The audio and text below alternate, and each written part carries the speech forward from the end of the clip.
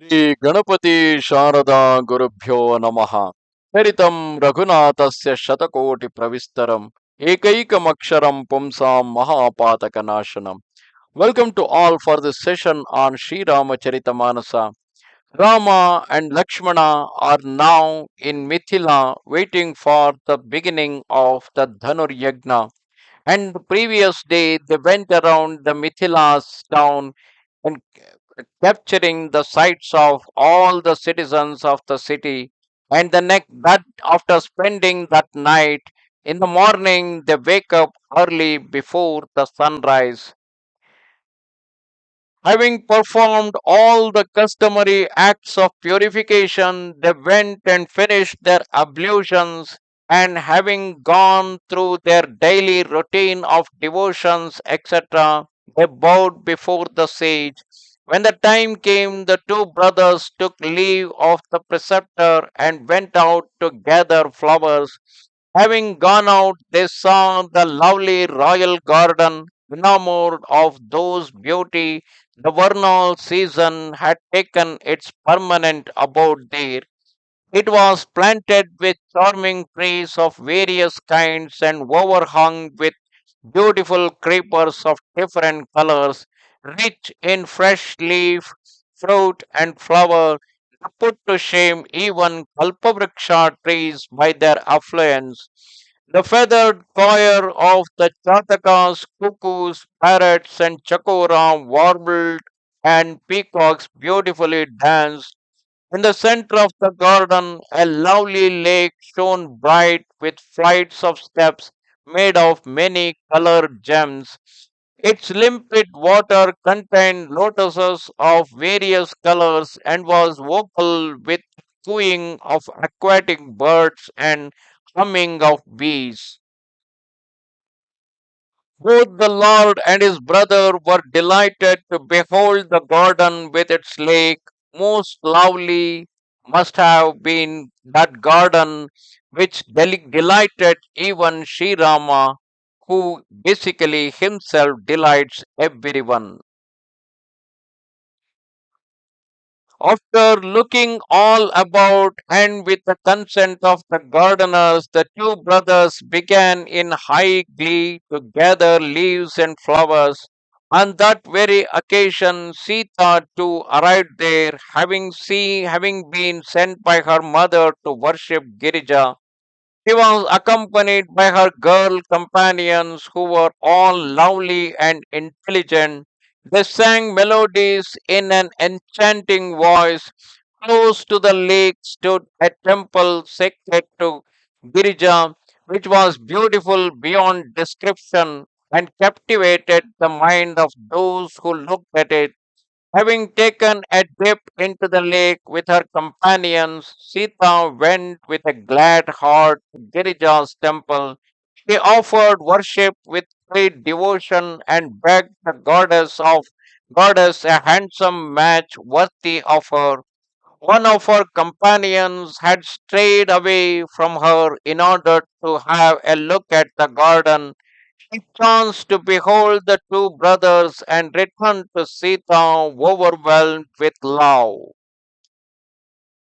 When her companion saw her condition, her body thrilling all over and her eyes full of tears, they all asked her in gentle tones, "Tell us what gladdens your heart."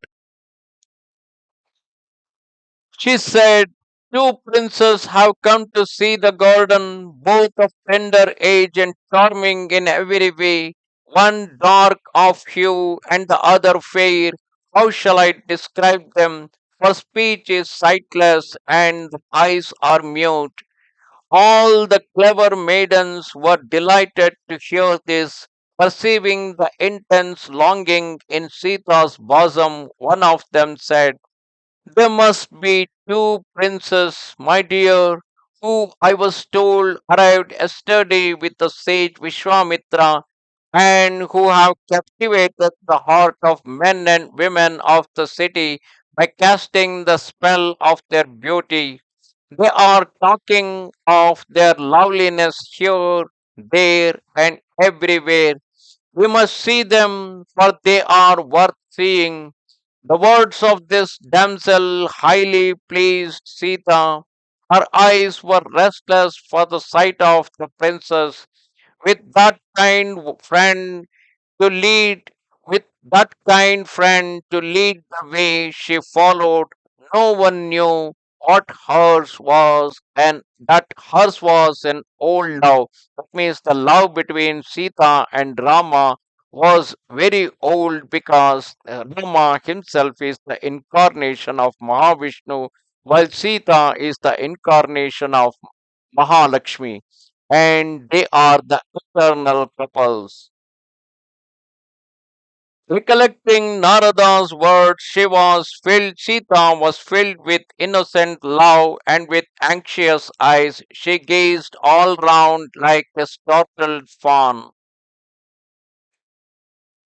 Hearing the tinkling of bangles, the small bells tied round the waist, and the anklets, Sri Rama thought within himself, and then said to Lakshmana, "Seems as if Cupid has sounded his kettle drum with intent to conquer the universe."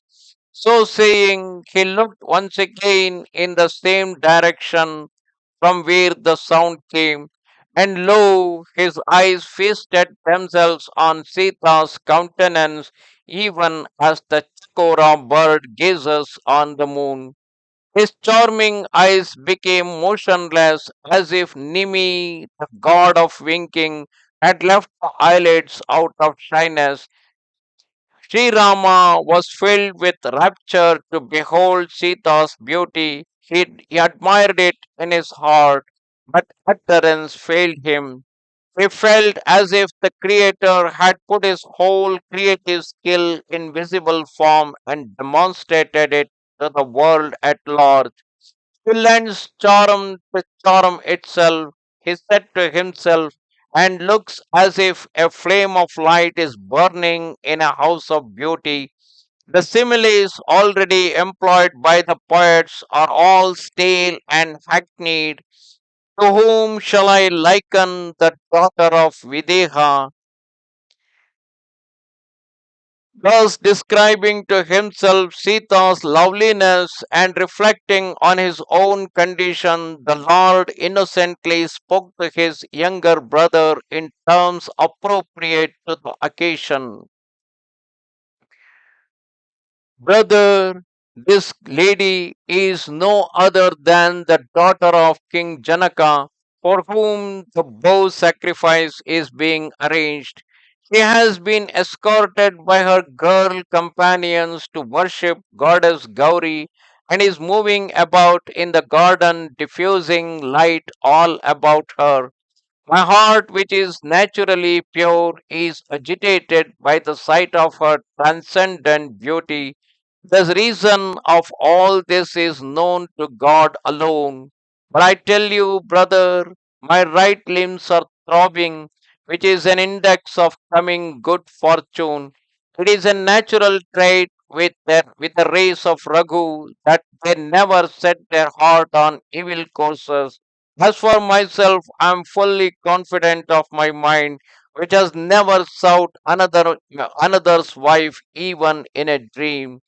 Rare in this world are those noble men who never turn their back on the enemy in battle, never give their heart to or cast an amorous glance on another's wife, and from whom no beggar meet with a rebuff."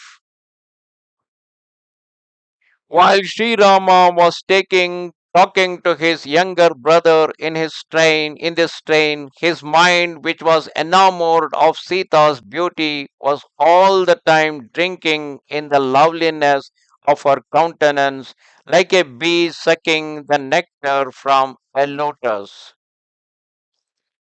Sita looked surprisingly all round. Her mind was at a loss as to where the princess had gone. Wherever the fawny princess cast her glance, continuous stream of white lotuses seemed to reign there. Her companions then pointed out to her the two lovely brothers, the one dark and the other fair of hue, standing behind a fence of creepers, beholding the beauty of the two princes. Her eyes were filled with greed. They rejoiced as if they had discovered their long lost treasure. Eyes became motionless at the sight of Sri Rama's loveliness. Eyelids too forgot to fall. Due to excess of love, her body consciousness began to fail. Looked as if a chakora bird were gazing at the autumnal moon, receiving Sri Rama into the heart through the passage of the eyes. She cleverly shut him up there by closing the doors of her eyelids. When her girl companions found Sita overpowered with love, they were too much abashed to utter a word. At that very moment, two brothers emerged from a bower. It looked as if a pair of spotless moons had shone forth, tearing the veil of cloud. The two gallant heroes were the very perfection of beauty. Their bodies resembled in hue a blue and yellow lotus, respectively. Charming peacock feathers adorned their head, which had bunches of flower buds stuck here and there. A sectarian mark and beads of perspiration glistened on their brow, while graceful pendants shed their luster on their ears, with arched eyebrows and curly locks, eyes red as a lotus bud, and a lovely chin, nose, and cheeks. Their gracious smile was soul enthralling. Beauty of their countenance was more than what I can describe. It would put to shame a myriad cupids. They had a string of jewels on their breast. Their lovely neck resembled a conch shell in its spiral shape, while their mighty arms wide with the trunk of a young elephant who was the very incarnation of Cupid, with a cup of leaves full of flowers in his left hand, the dark hued prince, my dear, is most charming. Beholding the ornament of the solar rays, who had a slender waist like that of a lion, and was clad in yellow, and who was the very embodiment of beauty and amiability, Sita's companions forgot their very existence. Recovering herself, one of her clever companions grasped Sita by the hand and said to her, meditate on Gauri afterwards. Why not behold the princess just now? Sita then bashfully opened her eyes and saw the two lions of Raghu's race opposite herself, surveying Sri Rama's beauty from head to foot in the reverse order, and remembering her father's woe, she felt much perturbed when Sita's companions saw her thus overcome with love. They all cried in alarm, we are already late. Let us come again at this very hour tomorrow. So saying, one of them smiled within herself. Sita blushed at this pregnant remark. She got afraid of her mother, for she felt it was already late. Recovering herself with considerable effort, she received Sri Rama into her heart, and conscious of her dependence on her father, she returned home. Under pretense of looking at a deer, bird, or tree, Sita turned again and again, and each time she gazed on the beauteous hero of Raghu's race, her love waxed not a little. Thus Sita and Rama had their first glance in that garden of flowers. Namaste Sharada Devi, Kashmira Puravasini, Twamaham Prarthaye Nityam, Vidya Danancha Dehime. Goodbye. Shri Ramchandra कृपाल भज मन हरण भव भयदारुणं श्रीरामचन्द्र कृपाल भज मन हरण भव भयदारुणं श्रीराम श्रीराम श्रीराम श्रीराम श्रीराम